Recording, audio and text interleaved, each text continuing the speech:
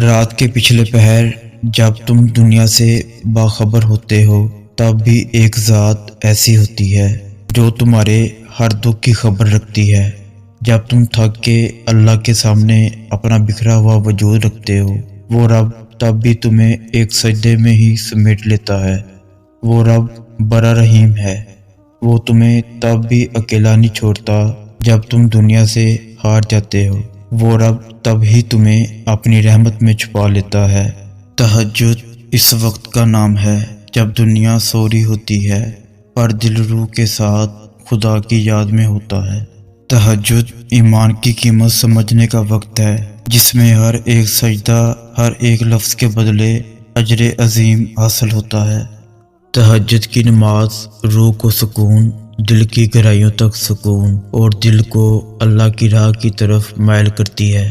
یہ آنسو جو آنکھوں سے بہتے ہیں اللہ کے پاس جاتے ہیں اور ان کی دعا سے شفا حاصل ہوتی ہے۔ جب کبھی بھی اللہ کو یاد کریں، وہ آپ کے ساتھ ہوتے ہیں اور آپ کی دعا قبول کرتے ہیں۔